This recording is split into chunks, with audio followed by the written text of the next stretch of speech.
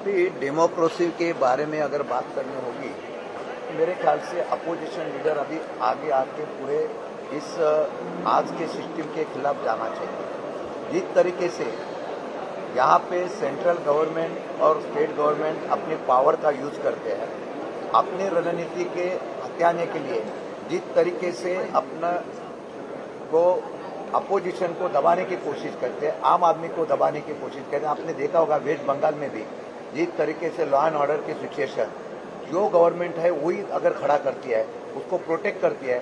महाराष्ट्र में भी वैसा चल रहा है। महाराष्ट्र में उनके मिनिस्टर भी इसी तरीके से इसका माहौल बदलने की कोशिश करते हैं। वो भी उनको कुछ लोगों को प्रोटेक्ट करने के काम करते हैं। भी रोहित जी यहाँ पे खड़ा है, अगर वहाँ पे अगर कोई यहाँ पे त्योहार जो है अहिल्या देवी होलकर का जो जयंती था उस वक्त पे अगर हमारा कोई प्रतिनिधि वहाँ जाता है तो जिस तरीके से वो टकराव करने की बात होती है और उसको प्रोटेक्ट करने की बात होती है वो गलत है।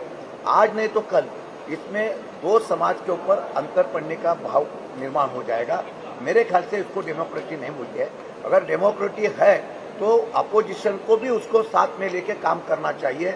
उसको दबाने की कोशिश करेंगे, आम आदमी को दबाने की कोशिश करेंगे तो मेरे ख्याल से वो डेमोक्रेसी आज के उसमें इंडिया में नहीं है।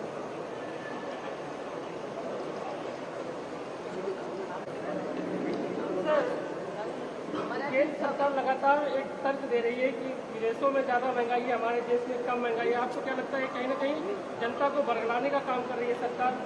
सरकार लोगों का ध्यान दूसरी तरफ लेके जाने की कोशिश कर रहे हैं। आम आदमी का जो सवाल है महंगाई, अत्याचार, यहाँ पे सवाल होता है।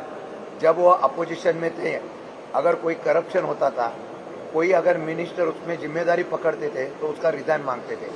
आज नीट का एग्जाम लीक होने के बाद भी उनके सेंट्रल मिनिस्टर को रिजाइन देने के लिए कोई बताता नहीं है। आज देखा जाएगा तो लोगों में एक संभ्रम अवस्था है। जात धर्म के नाम पे बंटवारा हो रहा है। अगर हम लोग स्वतंत्र हो गए, उसमें हर जाति के लोग एक साथ में इस देश में रहते हैं, उसको ही बंटवारा करके युवा वर्ग और दोनों का ध्यान अलग करके ये राजनीति करते हैं कि कोशिश इस देश में और राज्य में हो रही है। आपने कल देखा होगा नगर में भी वैसी माहौल तैयार किया जा रहा है और उसको नजरअंदाज करने की बात होती है। आपको एक जगह पे मैं और एक बात बताना चाहता हूँ, आगे जाके वो हो सकता है।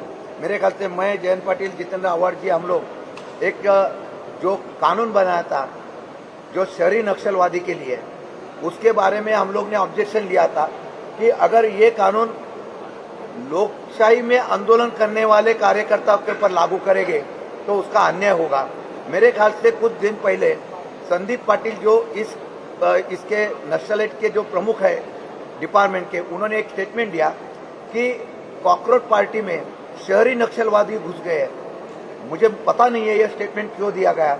अगर डायरेक्ट डिक्लेरेशन करने के पहले अगर उसका कोई प्रूफ मिलता था उसके ऊपर होगा तो मुझे लगता था, लेकिन लोकशाही में किसी ने अगर ऐलान किया है और उसके ऊपर अगर उसके ज्वाइन करने के बाद अगर मेरे ख्याल से उस प्रतिनिधि अभी महाराष्ट्र में आने वाले हैं, दिल्ली में आने वाले हैं, उसको अगर नक्सली तैयार करने जाएंगे, किसका उसके साथ संबंध दिखाएंगे तो मेरे ख्याल से उसको मुक्का लगाने का कोशिश है, कानून में तय है। तो अगर कोई कानून लगाने की कोशिश करेंगे तो मेरे ख्याल से अपोजिशन में कोई आंदोलन करने की बात करेंगे तो उसके ऊपर अन्याय होगा। यही तंत्र आपने जो बोला है कि देश में और महाराष्ट्र में चल रहा है। 6 तारीख को जंतर मंतर में बड़ा प्रोटेस्ट गैदरिंग देखने मिलेगा। कॉकरोच पार्टी के साथ सोनम वांगचुक भी जा रहे हैं। क्या आपका समर्थन है इस मूवमेंट को, कॉकरोच पार्टी को? नहीं, कॉकरोच पार्टी का एक आपने देखा होगा उसको इतना सपोर्ट मिला, एक बोलते ना एक रीजन है। आम आदमी और युवा वर्ग में जो उनके खिलाफ, सरकार के खिलाफ जो विद्रोह है, जो गुस्सा है, वो बाहर आ गया। अगर उसके लिए भी उसको भी बैन किया लगता है, उसका अकाउंट हैक कर दिया है।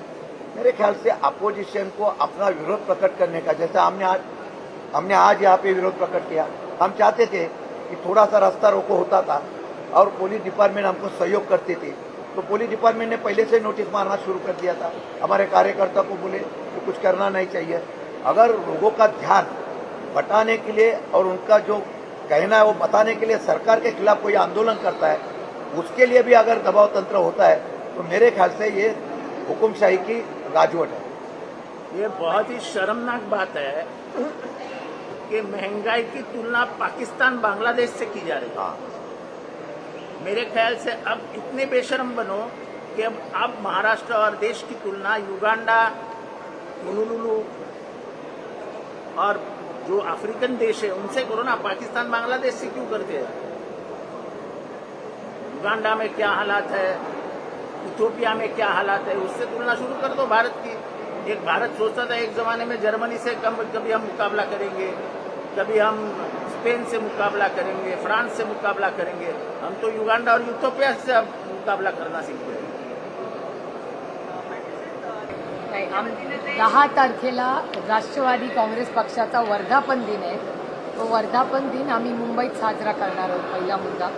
आणि त्याच्या आधी 8 तारखेला इंडिया अलायन्सची एक मीटिंग आहे. काल काँग्रेस पक्षाचा आम्हाला फोन आला होता, आदरणीय पवार साहेबांना फोन आला होता की इंडिया अलायन्सनी ठरवलं आहे की 8 तारखेला कॉन्स्टिट्यूशन क्लबला दिल्लीत भेटायचं.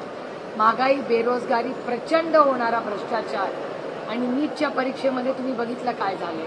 त्यानंतर काल बदल्याही अनेक झाल्या. आणि या परिस्थितीमध्ये देशाची आर्थिक परिस्थिती, सामाजिक परिस्थिती आणि राजकीय परिस्थिती ही सगळीच प्रचंड अडचणीत आलेली आहे. आणि याच्याबद्दल नुसतं विरोधक म्हणून नाही, पण एक जागृत भारतीय म्हणून इंडिया अलायन्सचे सगळे घटक 8 तारखेला 11:30 वाजता कॉन्स्टिट्यूशन क्लबला दिल्लीला आम्ही भेटणार.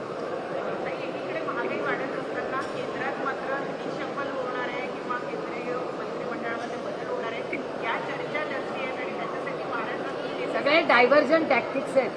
तुम्ही बघा आता या MLCच्या 3 दिवसाच्या इलेक्शनमध्ये लातूर, हिंगोलीला काय परिस्थिती आहे, पेट्रोल डिझेल मिळतंय का नाही, त्या बातम्या कमी झाल्या. त्याच्यामुळे सगळं डायव्हर्जन टॅक्टिक्स आहेत. Don't get distracted.